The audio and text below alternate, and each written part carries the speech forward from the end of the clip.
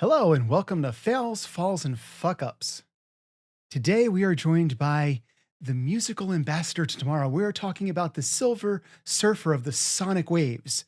It is Jonva Ven. Jonva, how are you? I'm doing all right, Bruce. How you doing today, man? I'm doing great, especially to see your smiling face. It has opened up a plethora of positivity in my world on this Saturday morning. Nice, nice. We need the positive vibes, man. Definitely, definitely. We do, we do. It's almost like orange juice for the soul, except I don't think the soul drinks. At least, certainly not orange juice. It's probably too acidic. True, true.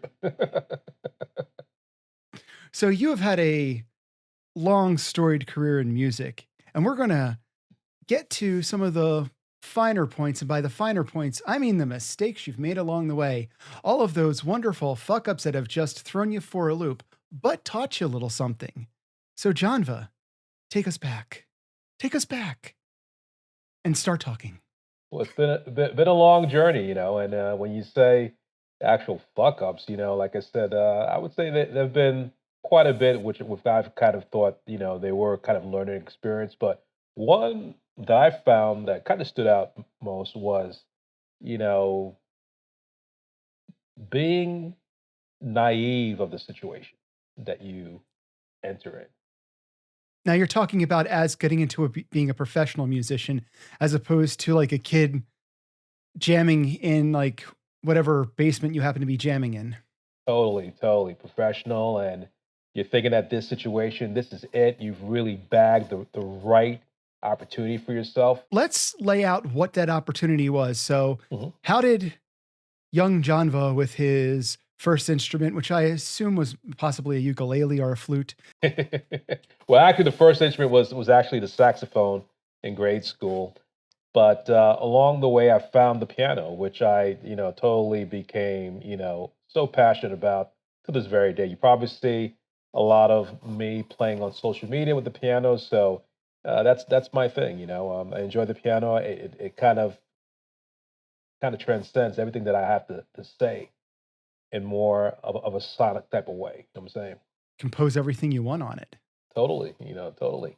My first encounter, which was quite an interesting experience, is I had an opportunity to do my first recording for a record, and I was, very young at that time, around 18, and I was like so happy. I was always so happy to go to the studio and record. Just happy to be there. Just happy to be there. I'm in the studio. Wow, just record.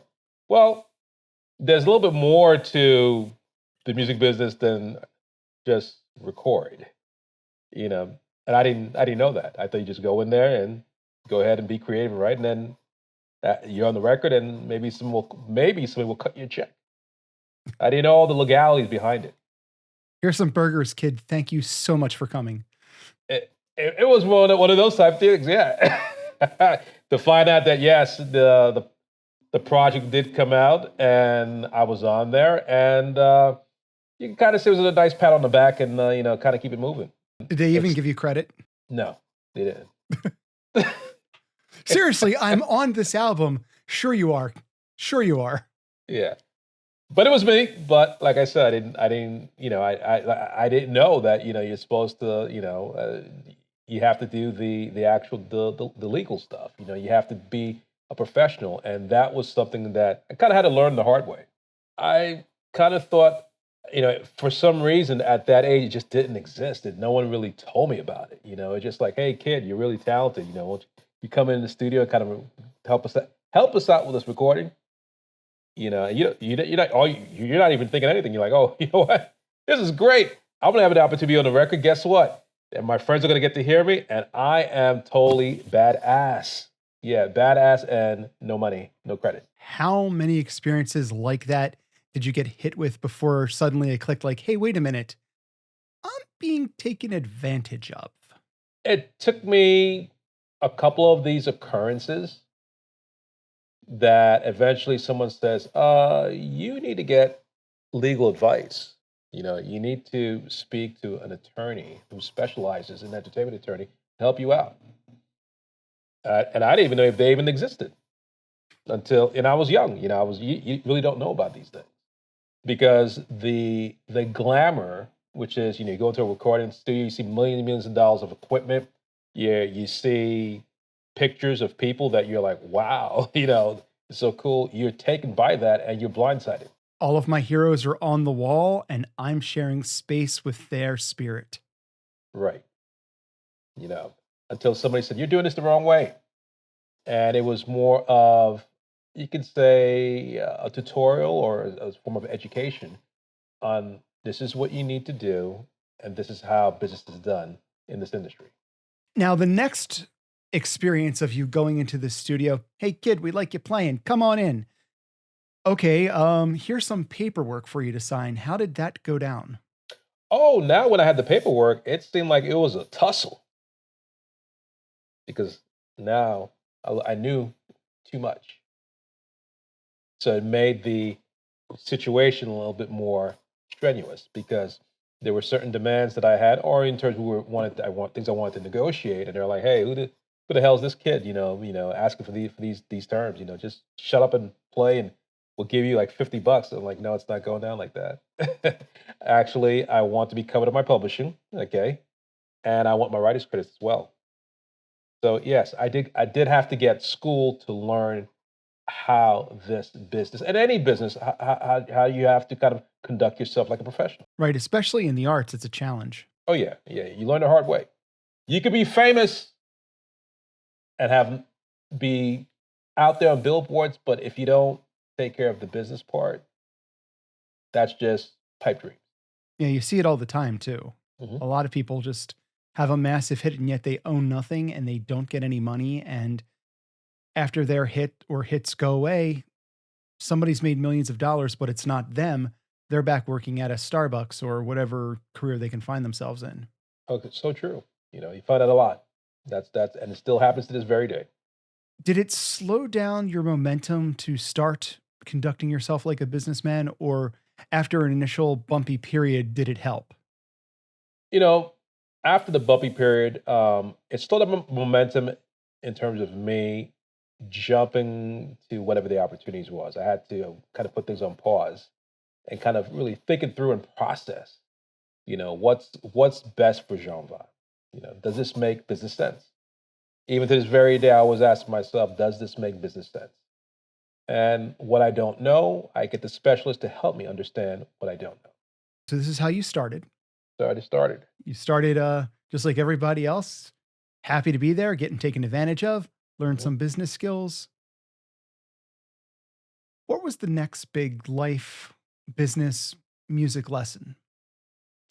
Music lesson is that when you have contacts, friends, whatever, who would like you to play on their projects, there's they kind of do the wiggle move on you where they really don't want to do the contractual thing and it's more based on friendship. So they leverage that relationship so they don't have to take care of the business aspect.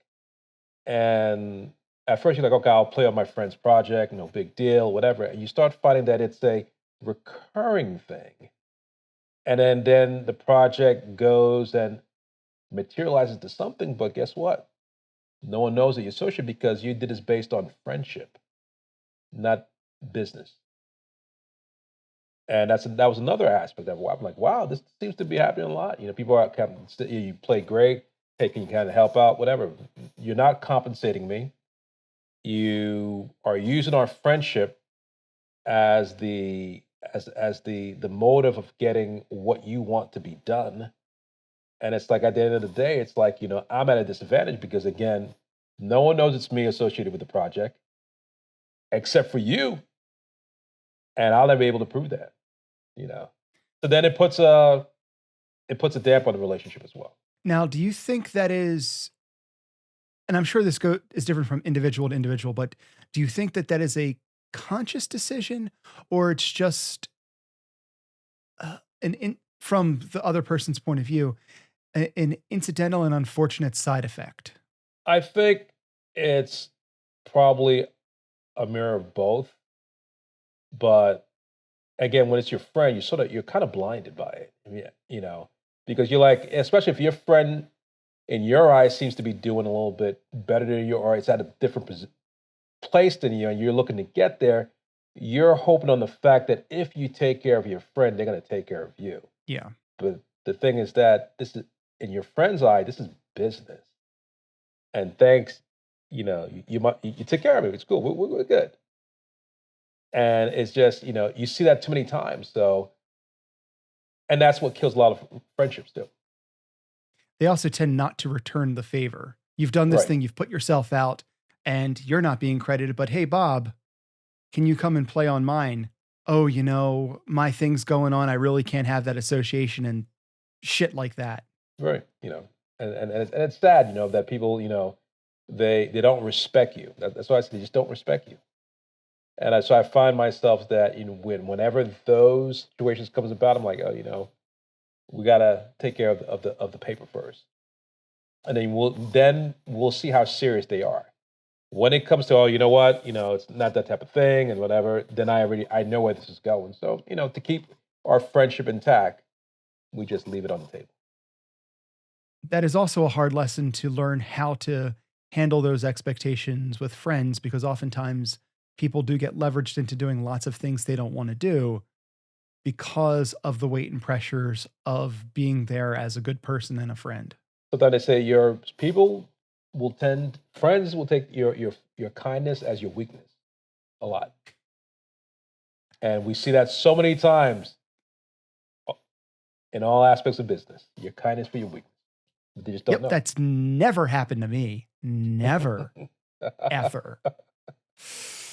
Oh, I'm going to go cry myself to sleep now, Jonva. That's right. But that is irrelevant. Mhm. So at the start of this, you were going to talk about one of your big mistakes, and I pulled you away from that to cover something that I wanted to cover really quick. But I want to get back to your big mistake. So please, mistake yourself for me. Wait a minute. Did that make sense in English? Mistake myself for you was, I had an opportunity to be on I won't say the name, but it was a very well-known record label. You know, I had a manager who I met at an event, and actually it was a Eddie Murphy after party type of event type of thing where everybody's all hanging out. We're young and stuff like that, and met this individual, and we kind of hit it very well. She said she wanted to be my manager, and then it was all great. And she was taking me around to some of the most, we can say, very influential places and meeting influential people, and it was just great, But again, in the end, we kind of had to separate because when she gave me her contract, I didn't understand what in the world it was. So I kind of went to my attorney and said, "Hey, what is it? What is it there?" And then my attorney just said, "Who's this person who's trying to fuck you?" I'm like, "What are you talking about?" Your soul is on line 7, and any job you work, whether it's music or not, or however you got it, is on line 8. And Right, this is half your rent on line 9. right. It was a 22-page contract. And at the time I was 21, I'm like, what am I supposed to know? So I just pointed to my attorney, and he went line for line, what everything meant. And what kind of stood out for me, I was like, what is power of attorney? You mean she gets to decide whether I get resuscitated? I didn't even know what the word at the time of young. What does power of attorney mean? POA. I know I made the joke about all of your earnings from all of the jobs, regardless to where they came from, but that is a known tactic for not quite scrupulous managers. Was that part of the contract where she would get like 20% of your working at any particular day job you had? She had her hands on everything, pretty much. Everything. Oh, what a terrible, terrible situation. So there were supposed to be paid opportunities out of this. And yet what really was happening is a degree of indentured servitude Right. to the manager. Exactly. She wasn't working for me. I'm working for her. I'm like, nah, this is not happening. So I stepped back from that. We didn't do the deal, and it would have been a very lucrative opportunity for me. Very lucrative. I mean, some ridiculous numbers across the board. But I just didn't feel comfortable with the situation, and I had to step back for a while because she was on the warpath and was out for blood. Because I didn't sign. I wouldn't sign that. So I kind of I kind of had to kind of lay low for a couple years and just not do any no music for a while because it was that intense. What did you do during that period of time? Like I said, I just, some people will say, yeah, you became a simpleton. I just did like, a lot of demo work for people, just kind of worked on that for a while and, kind of build, some revenue from that and to kind of keep me going. Because with me, it's about music is my life. So it really doesn't matter if I'm not getting the big gigs. As long as I'm able to be sustainable with what I'm doing and doing demo work, there's a lot of folks who need demo work. That'll pay the bills for you, you know. That'll pay the bills. And I had to do that for a while until I had to kind of shift and come out of this situation. I'd go into an attorney's office trying to make some things happen. They're like, oh, what happened with you and such? I'm like, how do you know that? Everyone around town knows it. Right. How do you know that? Everyone. We had to kind of chill for a while. How did you come out of it? Good. Came out good. I reconnected. I established a new network. Folks who I considered that were loyal, because for me, loyalty means a lot. You know, if you're not loyal, guess what? There's nothing that we can do.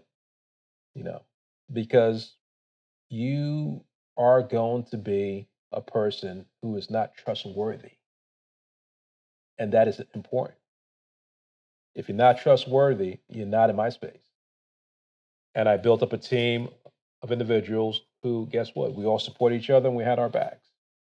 And that's what has kept me along through the years, building your team. Like I said, in this business, you gotta have your team, you gotta have your village, you have to have your unit. And they're the ones that, when things are bad, they'll be there for you. How long did it take you to develop your radar to be able to judge these people accurately? We're talking about at least about 3 or 4 years. How many bad choices did you make along that way? Well, once I realized what it was, I just stopped involving myself in these type of situations. You know, just because the job looks right or opportunity looks right doesn't mean it's the right one for you. You got to step back. Got to step back until the right one comes along the way, and then you can negotiate. If there's an issue that I was finding that they don't want to negotiate, you can't come to terms, then that's not the job that I want. That's not the opportunity I want to be a part of. So listening to the warning signals was the grand skill to learn. Sure, sure. I was with a production company. They had a couple of artists that were really doing well. I'm not going to say who the label was. Really doing well, and just for some reason, the situation didn't seem right. And one day I get a letter to my home that I was fired and released from my services. But here's the interesting thing: how am I being fired and released when I never signed a contract? Got it? You see how this game goes? All right. So you found your village, you found your people, and you found the path that you were following forward. What are some other valuable learning experiences you had along the way towards where you're at now?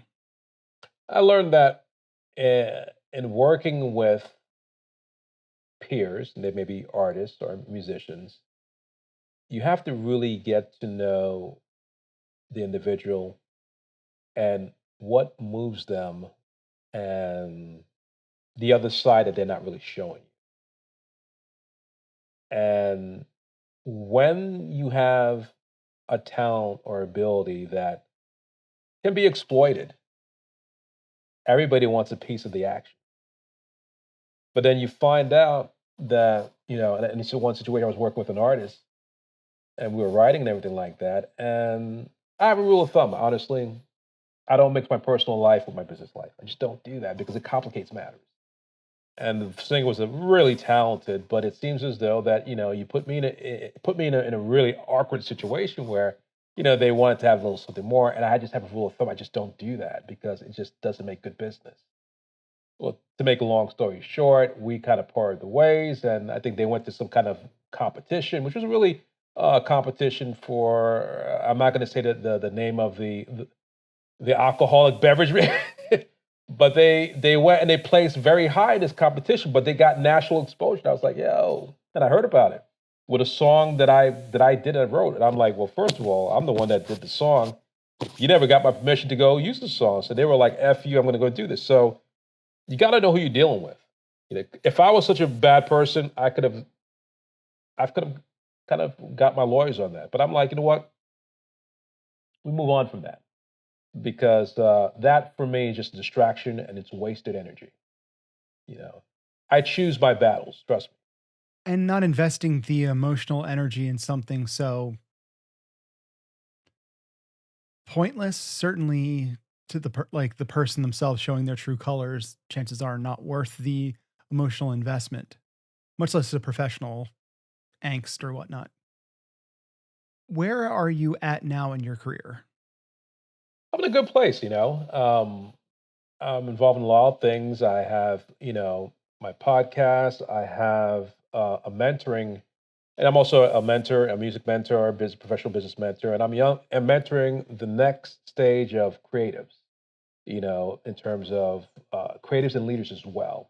So I have a show which is called the Jonva Music Studio Cafe, which we have on YouTube, which is doing very well. And I just have a project that's coming out, a collaboration that we did out of Abbey Roads, which is coming out on May 20th, Abbey Road Studios, with an amazing artist out of the UK by the name of Adam Wed.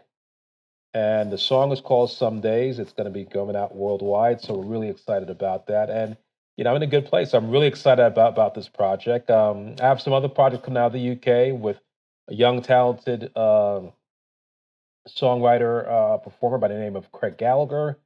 And Craig's my another, boy. yeah, Craig is amazing. He's amazing. And I have BB Phoenix, which you haven't heard of, but she's got something coming out very soon. Actually, she's involved in some kind of project over in Wimley Studios, whatever. So a lot of good stuff, and there's more to come. But we're in a good place these days. We're doing some really positive things. And aside from that, every so often I'll look for charities around the world or orphanages, and I'll spend some time and do things that will help them in terms of what I do on a creative side that will benefit what they need. So that's where I'm at in my life today. That sounds lovely. And as a mentor, you are now going to take a moment and mentor some of the creatives in the listening audience. Now, you've dropped a nice amount of pearls of wisdom so far, and I thank you for all of those. But we're going to wring some more pearls out of you, one way or the other. So, Jonva, All right. I want your best advice for people just starting out on it doesn't even matter if it's a creative journey, but they've got a goal and they want to move forward. What advice do you have? Well, my first advice is, take your time. Take your time and work on your craft. Doesn't matter when it happens, it will happen eventually, you know. And consider there are building blocks here. And the building blocks is just a way that kind of fortifies, like you say, it'll fortify the structure. And when you're at a place that you feel that the structure it's solid, then things will come your way and they will come, as I say, organically. Very nice. Jonva, you are a beautiful man. And I just mean that jawline of yours. I mean, heart and soul. Well, thank you, my friend. And being the beautiful man that you are, plug yourself as much as you want. Lay it out. Well, like I said, I want to first say, shout out to the entire team on the Some Days project, Abbey Roads Studios. Love you guys. Adam Wed, Melissa Reiger, and AQ the singer. You are, my loves. We really had a great time to doing this. Also follow my Spotify podcast, Live Life, Be Happy 24/7. We got great things on there for creatives. You're looking to level up, definitely check it out. And you know what? Get inspired and connect. And, I'm also a musical mentor and a business professional mentor as well. You can find me on Instagram on Jonva Ven _official _2.0.